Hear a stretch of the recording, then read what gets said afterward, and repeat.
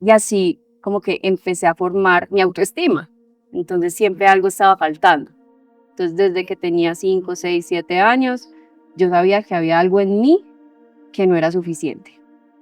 Yo no diría que desde ese momento yo tenía algún trastorno de alimentación, no para nada, pero sí son cosas que fueron como metiéndose a la cabeza. Yo dije, yo no me veo bien, yo no me siento bien, yo me siento muy diferente, no me veo como los demás. Y siento que no encajo en la sociedad por eso, por cómo me veía. Y la forma de cambiar fue buscar literalmente en internet cómo bajar de peso. Yo no tenía ni idea, yo no fui de un nutricionista, nada, yo simplemente busqué en internet. ¿Qué edad tenías ahí? 14. 14. Y empecé una dieta como empieza mucha gente, simplemente voy a bajar de peso, lo que nos dicen por ahí, empecé a comer menos, empecé a hacer más ejercicio y así empezó todo, Dani.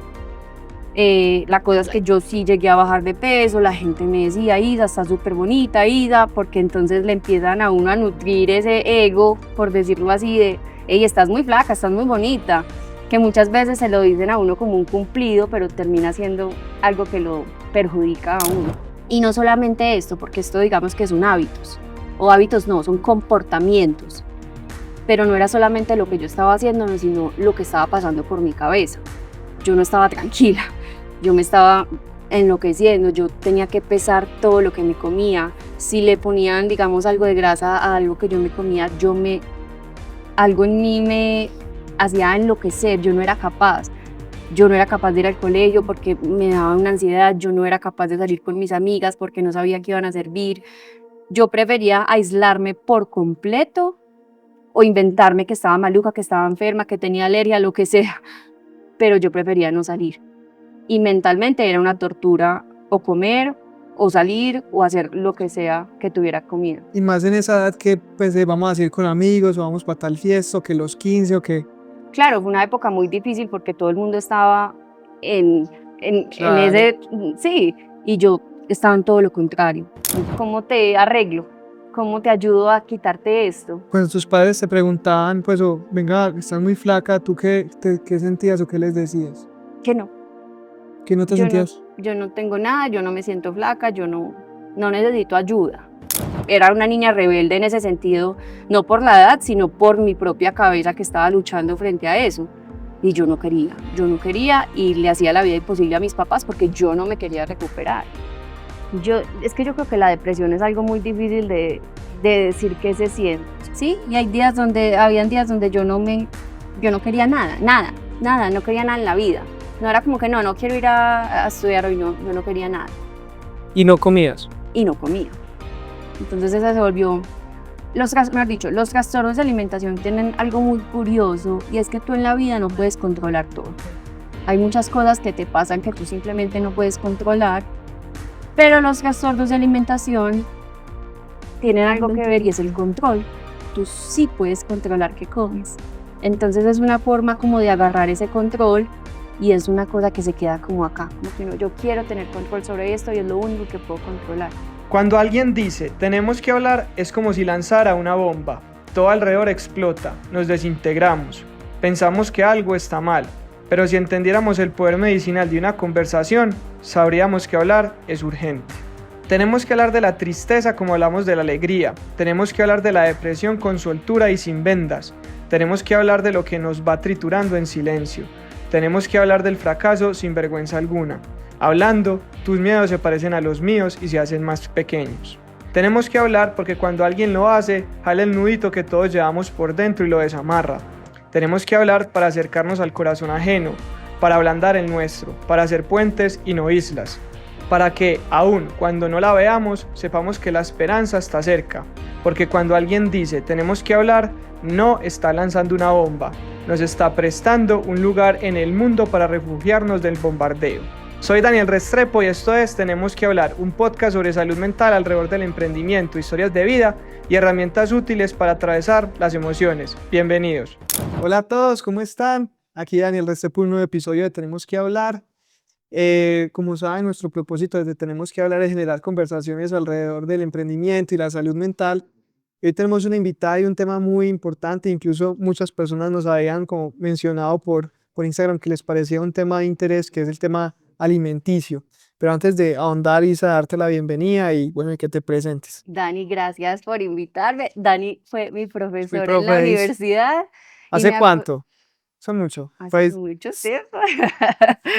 Y me acuerdo que en la primera clase anotó mi emprendimiento en el tablero. Me preguntaste al frente de todo el mundo, lo escribiste en el tablero. ¿Verdad? Mm, Ah, bueno, no me contabas ese Me detalle. encantó. Gracias por invitarme. Para mí es un honor, de verdad. Ah, no, Isa, no, gracias a ti por aceptar la invitación y la conversación, porque a algunas personas no es fácil este tema. Entonces, qué bueno compartir tu historia, pero antes de la historia, contanos un poquito quién es Isabela Escobar. Bueno, Isabel Escobar es una persona introvertida. Trabajo en un poquito en redes sociales y mucha gente me dice, ¿cómo trabajas en redes sociales si eres tan introvertida? Pero es así, me gusta, soy una persona, no así muy sola, pero me gusta estar sola, lo disfruto por muchas cosas que he pasado que ahorita vamos a hablar. Una persona muy trabajadora y disciplinada, me encanta mi trabajo. eh, pero una persona muy tranquila, que busca eso, como vivir en paz. Isa, y bueno, y contanos, pues ahí, contanos un poquito de esa historia, qué pasó en tu vida y que llegaste a ese emprendimiento, porque yo creo que es un tema que poco se habla también, un tema un poco tabú y que siento que es importante como mencionar. Bueno, empecemos yo creo que desde el principio. Yo soy de Medellín y siento que, no voy a decir solamente que en Medellín y en Colombia, en la sociedad en general, nos han metido que el tema de estar sobrepeso o estar ni siquiera sobrepeso, más gordita, entre comillas, es algo malo. Y desde chiquita yo nací, pues yo viví oyendo, es que a las gorditas solo las quiere la mamá. O es que yo estaba un poquito más gordita que mi hermana y yo siempre estuve a dieta. Son cosas que me acuerdo desde muy chiquitica. Eh, y así como que empecé a formar mi autoestima. Entonces siempre algo estaba faltando. Entonces desde que tenía 5 6 7 años, yo sabía que había algo en mí que no era suficiente. Yo no diría que desde ese momento yo tenía algún trastorno de alimentación, no para nada, pero sí son cosas que fueron como metiéndose a la cabeza. Nosotros vivimos por fuera, nosotros es mi familia, unos años, y yo siento que en otros países, eso sí lo puedo decir, tenemos una cultura frente a, o tenían una cultura frente al cuerpo muy distinta a como la tenemos aquí. Y yo volví a los 14 años, casi 15, a Medellín, a una cultura y a una sociedad, especialmente en esa edad, que tiraba muy duro. Y yo misma me empecé a tirar el triple de duro con todas las cosas que yo ya venía viviendo desde muy chiquita. Básicamente yo me veía distinta, yo no me veía bien. Tú Yo te veías al espejo y te veías distinta. sí, y yo sabía que algo tenía que cambiar y me dediqué a eso, literalmente. Yo dije, yo no me veo bien, yo no me siento bien, yo me siento muy diferente, no me veo como los demás y siento que no encajo en la sociedad por eso, por cómo me veía. Y la forma de cambiar fue buscar literalmente en internet cómo bajar de peso. Yo no tenía ni idea, yo no fui de un nutricionista, nada, yo simplemente busqué en internet, ¿Qué edad tenías ahí? 14. 14. Y empecé una dieta como empieza mucha gente, simplemente voy a bajar de peso, lo que nos dicen por ahí, empecé a comer menos, empecé a hacer más ejercicio y así empezó todo, Dani.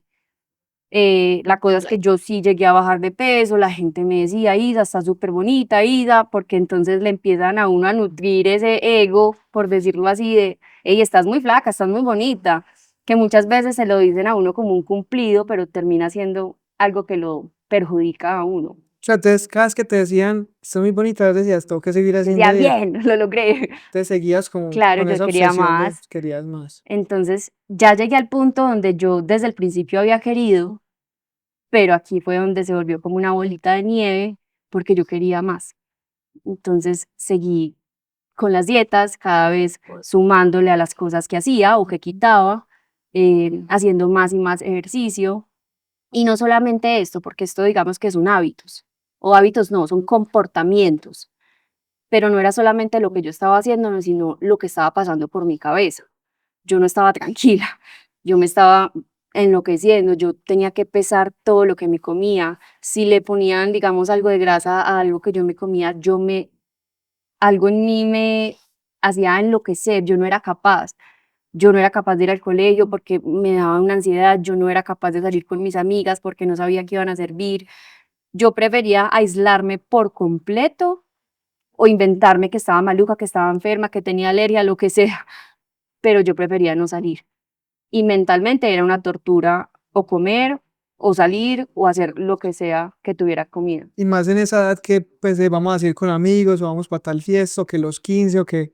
Claro, fue una época muy difícil porque todo el mundo estaba en Claro. ese, sí, y yo estaba en todo lo contrario. Entonces yo llegué y yo simplemente me aislé y nadie entendía por qué, porque yo tampoco lo sabía comunicar.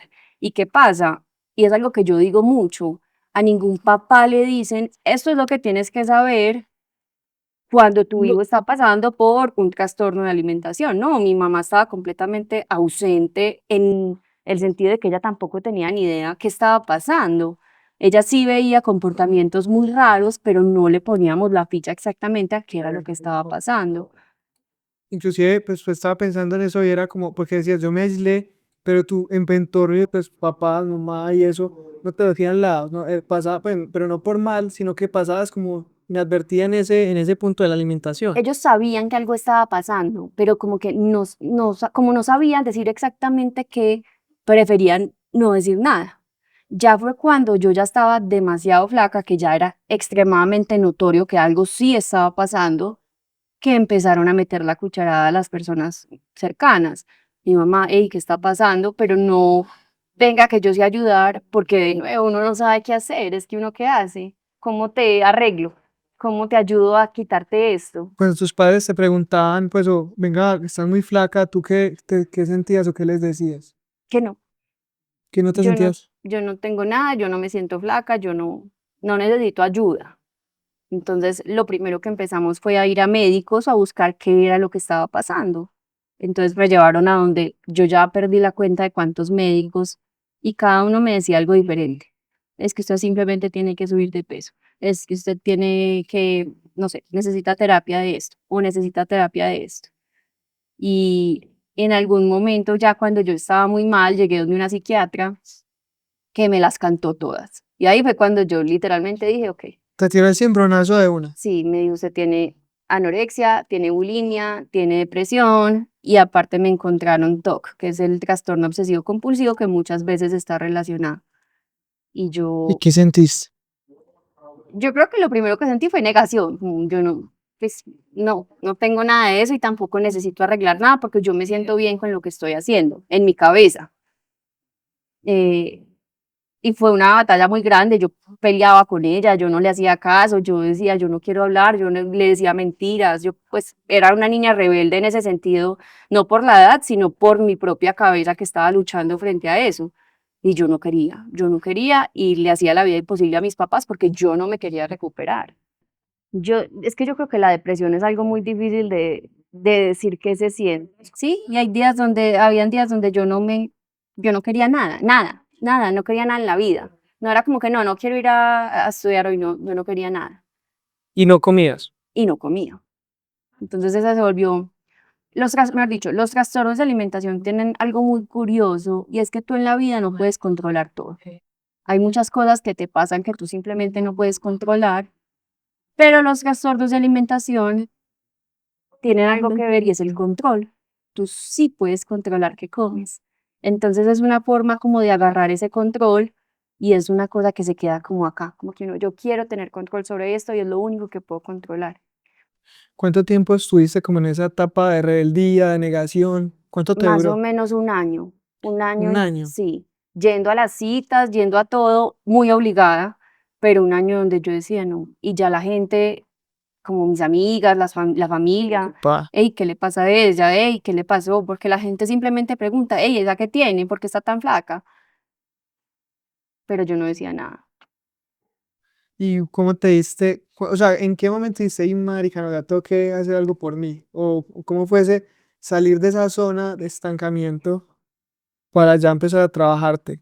Fue un día que estaba en la cita justamente con la médica que yo no me llevaba bien Y ella básicamente me dijo, ¿usted se recupera o ya el próximo paso es que vamos a una clínica? En ese momento yo estaba muy medicada, porque a mí me mandaron mucho medicamento, muchas pastillas, tanto que en mi colegio sabían que si yo me quedaba dormida en clase, me tenían que dejar, de lo fuerte que eran. Entonces yo decía, yo no quiero más pastillas, yo no me estoy sintiendo bien, puede que esto me esté ayudando o no, pero yo no quiero más pastillas. Y fue un comportamiento muy, voy a decir, irresponsable de mi parte, que yo le dije a mi mamá, yo no me voy a tomar más eso, yo me voy a recuperar sola. Completamente irresponsable de mi parte, mi mamá en ese momento no podía hacer nada porque yo, como te digo, estaba en mi cabeza, pero yo en ese momento que me propuse, yo dije, yo tengo que salir de esto porque es que yo no lo puedo hacer ni por mi mamá, ni porque me está diciendo la médica, ni por la familia, ni por mis amigos. Si yo no lo hago, nadie va a salir de esto. Y ahí fue cuando cambié el chip, obviamente para una recuperación así, pero ¿dónde empezó la recuperación?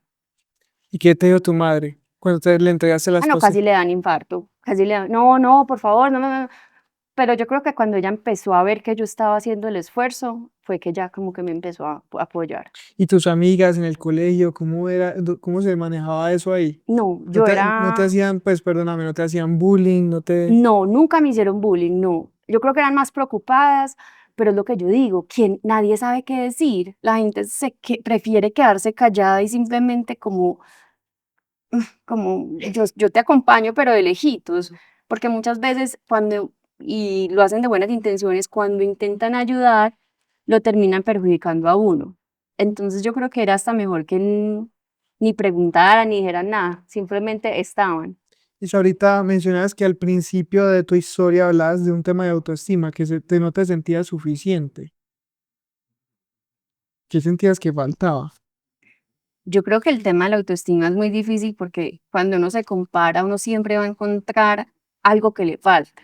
La manga del vecino siempre va a ser más verde, siempre, por más que uno tenga la más bonita. Entonces es muy difícil porque cuando uno tiene una baja autoestima, siempre va a faltar algo, no importa qué. Entonces yo puede que esté perfecta, que yo ya haya llegado a lo que quería, pero si veo otra cosa, ya. Entonces yo creo que no era qué me estaba faltando, sino la falta de autoestima que yo tenía en mí. Entonces siempre me iba a faltar algo, siempre. ¿Pero hubo algo que te cantara para ti esa falta de autoestima o fue algo que se fue dando? Es decir, ¿tuviste algún problema? Yo creo que fue esa comparación desde tan chiquita, porque a mí siempre me decían, es que tu hermana es más flaca, es que no sé quién es mejor, es que es así. Entonces yo desde chiquita crecí sabiendo que a mí me faltaba algo, siempre. Yo decía, no, yo no soy suficiente por esto, porque a mí me decían que yo no tenía suficiente de esto. Entonces yo creo que esas comparaciones constantes me llevaron a yo crecer diciendo, sí, yo no soy suficiente. ¿Cómo relacionas tú? Pues lo has dicho ahí varias veces, pero me gustaría que tuviera una respuesta concreta y es, ¿cómo relacionas tú el tema de la alimentación con la salud mental? Es muy difícil creer que tú no seas capaz de tomarte esto porque literalmente tu cabeza te dice que no te lo puedes tomar. Hay gente que dice que es la bobada, que estás inventando, que ganas de llamar la atención. Pero hasta que uno no lo vive y uno de verdad siente que uno se va a morir si se toma un traguito de esto, es cuando uno dice, pucha, la cabeza tiene demasiado poder y demasiada fuerza. Y no solamente con la alimentación, es con todo. O sea, cuando a ti la cabeza te habla y tú no la sabes controlar por X o Y motivo que estás pasando, es impresionante el poder que tiene. ¿Cómo eran esas sensaciones? ¿Qué sentías? Ahorita que tenías ganas de morir, pero ¿qué sentías en el cuerpo? Yo siempre los llamaba como los monstruos, yo les decía Monstruo. así, y eran esos pensamientos como en las películas que es como el angelito y el diablito, es como si tú tuvieras un diablito todo el día diciéndote, no te lo comas, te vas a engordar, algo malo va a pasar, algo malo va a pasar, algo malo va a pasar, si haces esto. Entonces siempre había esa consecuencia, siempre si yo hacía esto, algo malo va a pasar, si yo hacía esto, algo malo va a pasar, todo el día. Entonces no era, yo no era capaz, no era capaz, todo el día yo era luchando con la cabeza y con eso me estaba desgastando. Isa, a ver, he dicho algo varias veces y es que la gente no sabe qué decir.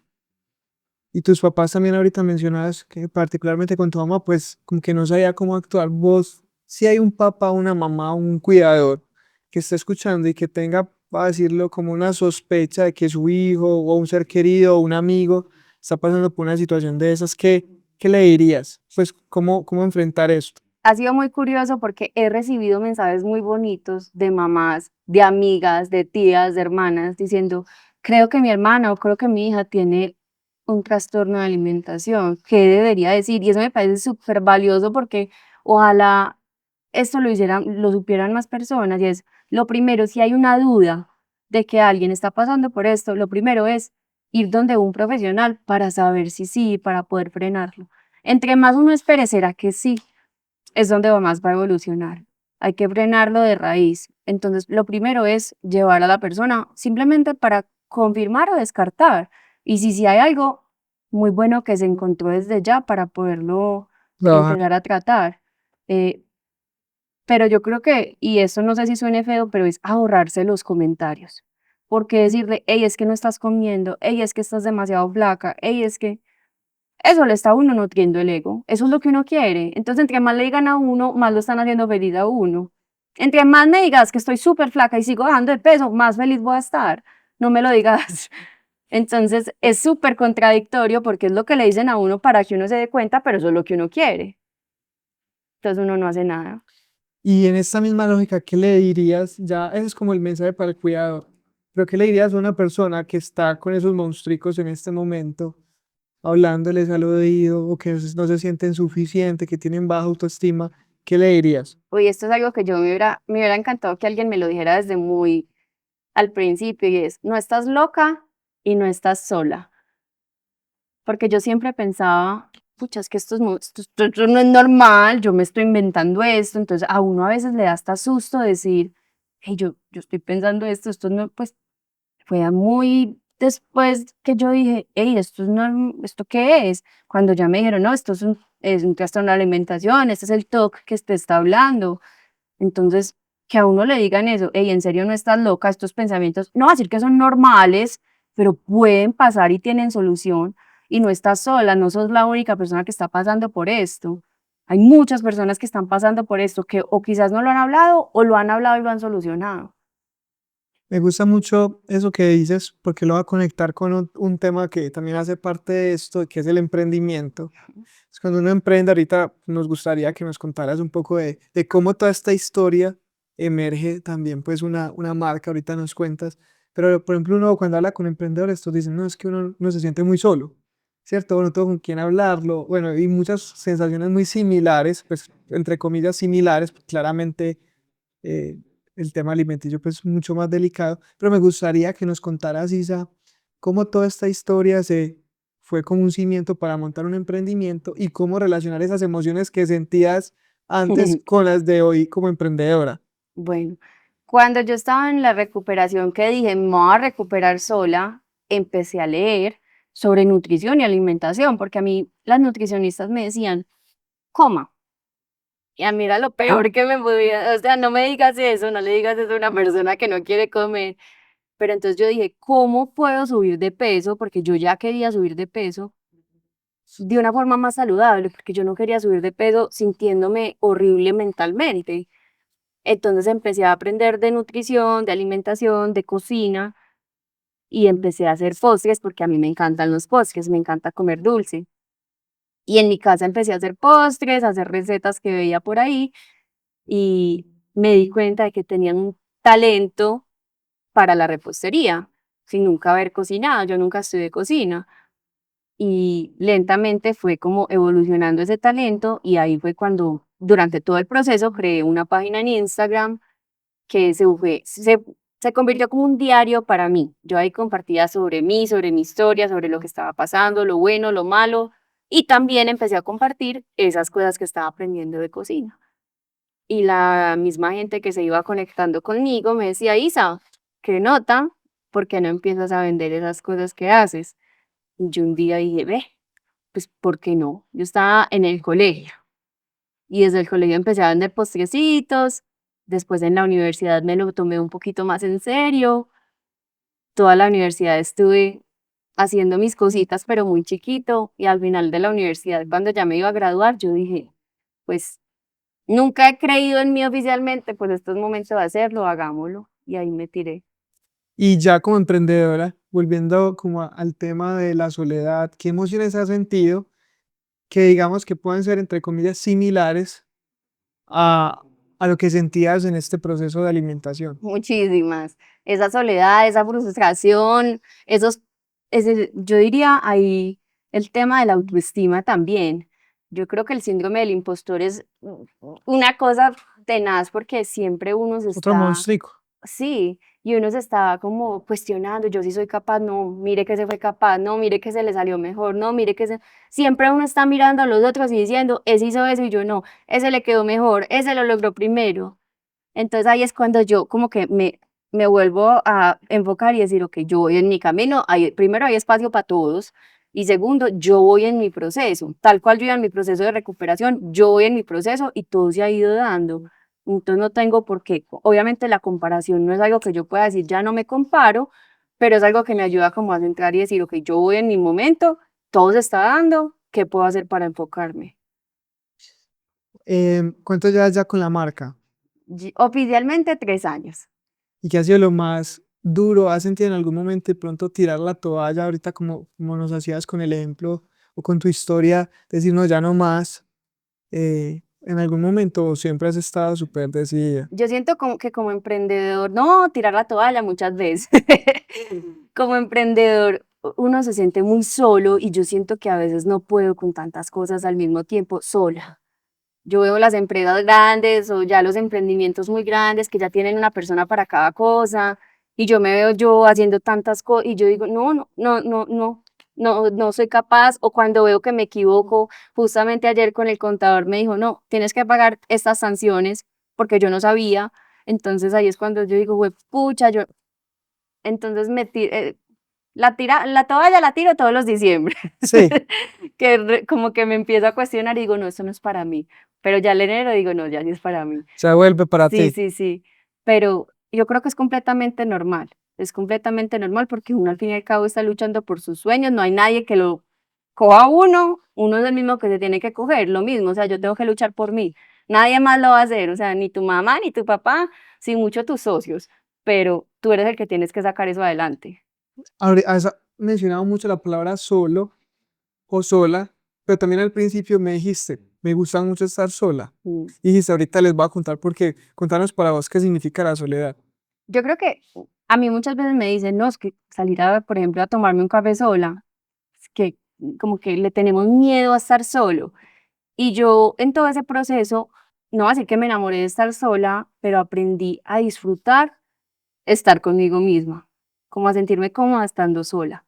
Entonces, sí, no soy la persona más extrovertida que estoy con todo el mundo y que me encanta estar todo el tiempo con gente, puede que no, pero aprendí a cogerle mucho cariño, a estar conmigo misma y a disfrutar esos momentos, porque siento que muchas veces como que no sabemos qué hacer con nosotros solos, yo qué voy a hacer solo, cuando siento que es algo muy valioso y uno le puede sacar demasiado provecho, demasiadas ideas, demasiada creatividad, demasiadas cosas que uno puede hacer solo.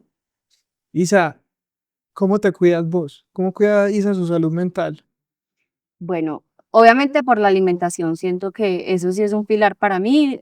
Lo que meto a mi cuerpo, pues me hace sentir de cierta forma.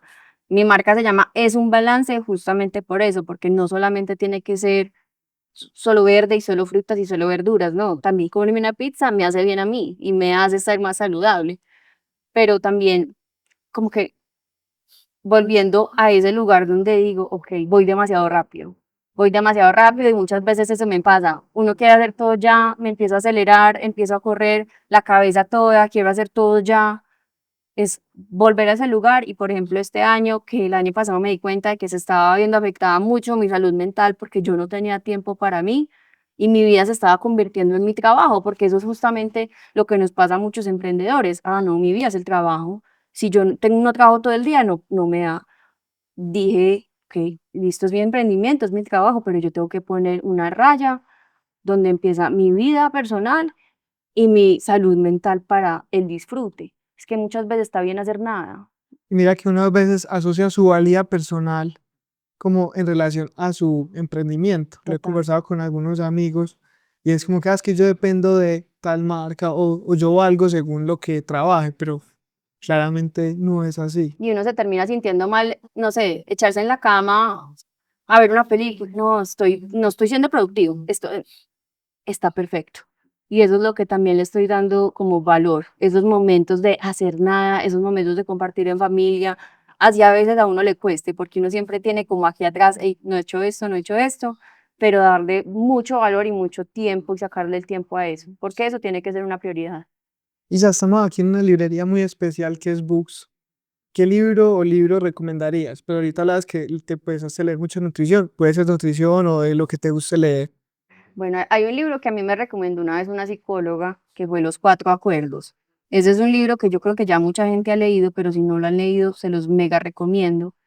Y hay uno de los acuerdos que me ha ayudado mucho, sobre todo al emprender, y es no te tomes nada personal. Y creo que cada que algo me pasa, porque yo soy como que me gusta estar bien con la gente, no soy, bueno, vuelvo, no te tomes nada personal y eso me ayuda a enfocar. Ese libro es una nota. Si hubieras aplicado los 4 acuerdos a tu historia a los 14, ¿crees que hubiera sido otra la historia? Totalmente, totalmente. Solamente que yo creo que todo pasa por Ay, algo y qué aquí asco. sí vuelvo y digo, y yo en este momento yo digo, gracias Dios, gracias universo, porque si no hubiera sido por todo lo que pasé, yo quién sería Isabel Escobar en este momento, yo no tengo ni idea, pero en ese momento yo sería una persona muy distinta. Lo ayuda a enfocar a uno. Isa, y ya como para cerrar, ahorita lo mencioné y te lo preguntaba, pero quisiera que fuera así como un cierre bien bacano y contundente. Una persona tiene un trastorno alimenticio, le da pena contar, no sabe a quién acudir, no sabe pedir ayuda. Pucha, otras palabritas.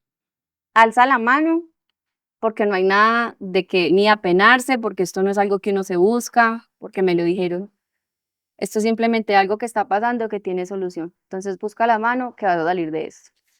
Perdón, voy a hacer ultra última porque ahorita dijiste algo también muy bacano y es, ¿qué no decirle entonces a una persona que está pasando por eso? Ahorita dijiste una, como estás de flaca, ¿qué más qué más?